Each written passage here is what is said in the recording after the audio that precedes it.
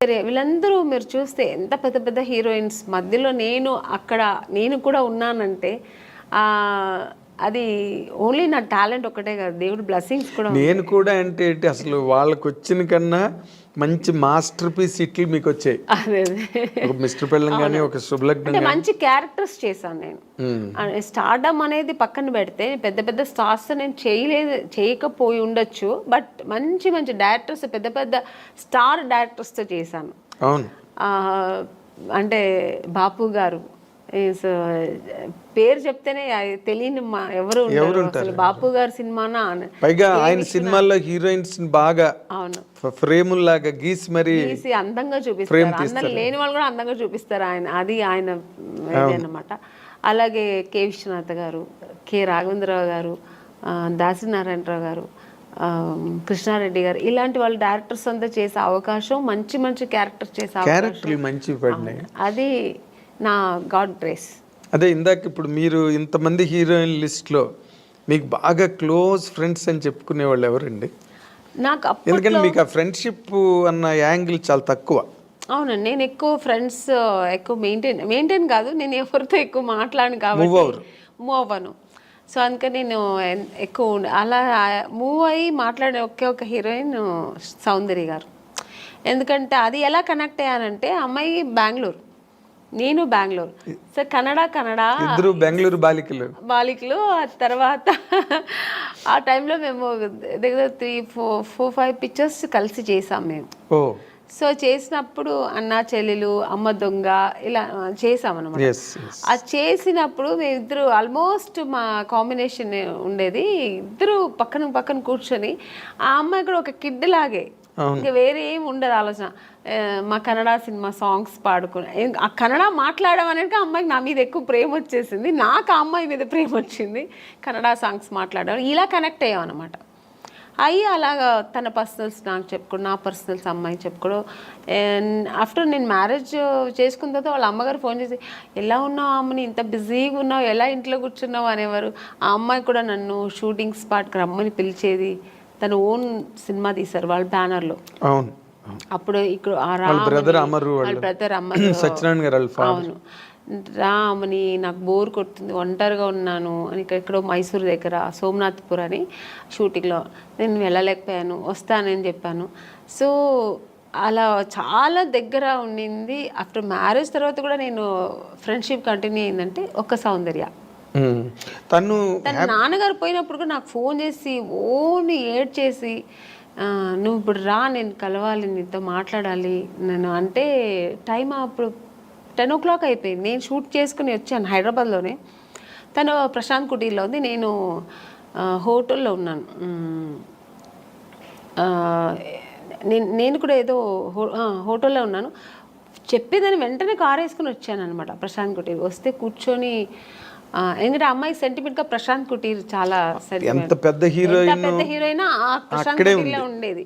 మేమందరూ కూడా ఒక స్టేజ్ వచ్చిన తర్వాత హోటల్స్ మారాము, అమ్మాయికి అసలు మారలేదు, ఆ రూమ్ మారలేదు, ఆ ప్రశాంత్ కుటీర్ని వదలలేదు. Vegetarian food.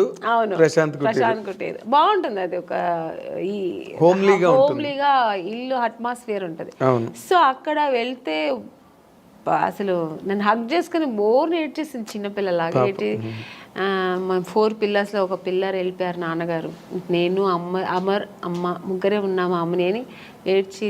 అన్నాను, ఏదున్నా ధైర్యంగా ఫేస్ చేయాలి, నువ్వు నేను తనకు ధైర్యం చెప్పింది, నేను అమ్మాయిలాగే. కానీ ఆ టైంలో అలా ఒకరికొకరు అందరు చెప్పుకొని అంత క్లోజ్ ఉండేదన్నమాట అమ్మాయి. కానీ మరి అమ్మాయి పోయింది అలాగా, అప్పుడు అసలు నేను షూట్లో ఉన్నానండి, అప్పుడు కూడా ఆ టైంలో షూట్లో ఉన్నాను. నేను చెప్తే నేను నమ్మలేదు, సౌందర్యాన్ని వేరే ఎవరైనా చెప్తున్నారు, సౌందర్య ఎలా పోతుంది, ఎందుకు పోతుంది అన్నాను. అసలు నమ్మలేదు నేను. అసలు ఇలా కెమెరా పెట్టి ఇలా సౌందర్య గారు పోయారంటే ఇంక నాకు పక్కన మనుషులు ఉన్నారని ఏడ్చేసానండి. ఎవరి దగ్గర ఉంది ఆ క్లిప్పింగ్స్ తెలియదు, కానీ చూసారంటే చాలా ఘోరంగా ఉంటుంది. చిన్న పిల్లలాగా ఏడ్చేసాను నేను, నాకు మాటలు రావట్లేదు, నాకు ఒక షాక్ లాగా అయిందనమాట. ఆ అమ్మాయి పోవడం ఏంటి అసలు.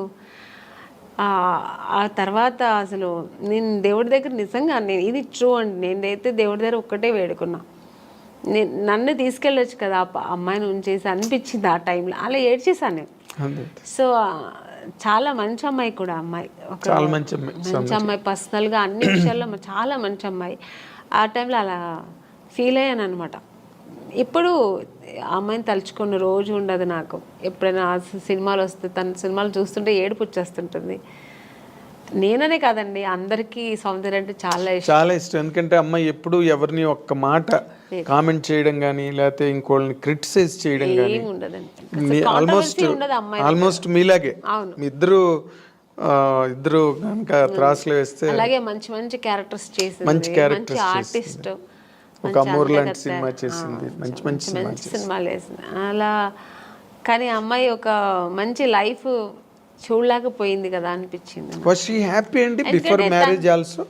హ్యాపీ అండి అమ్మాయి చల్లిమ. యాక్చువల్గా అమ్మాయికి అలా ఉండడం ఇష్టం, సినిమా ఇంట్రెస్ట్ తక్కువ అండి. తను నాన్నగారు చెప్పారని హీరోయిన్ అయింది, కానీ తర్వాత తనకి ఇంట్రెస్ట్ వచ్చి తర్వాత చేసింది, అది వేరు.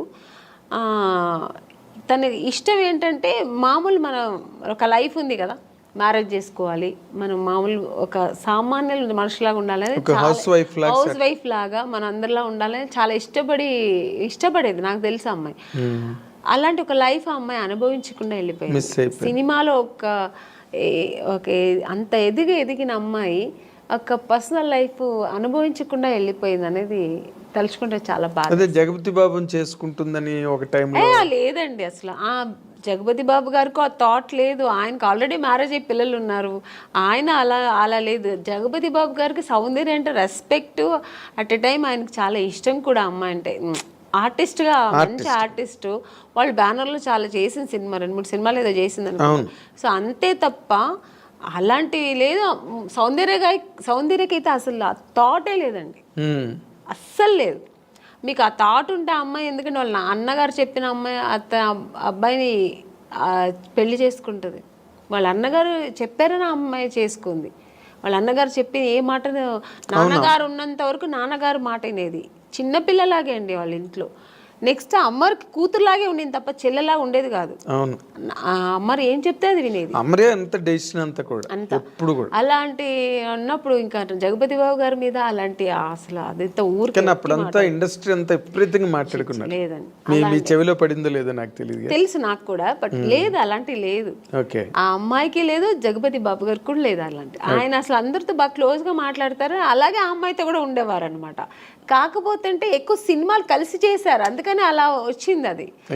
వాళ్ళిద్దరూ కొంచెం ఒక 4-5 సినిమాలు కలిసి చేశారు ఆ టైంలో. అవును. తర్వాత ఇప్పుడు క్వైట్ కాంట్రాస్ట్ రోజా గారు.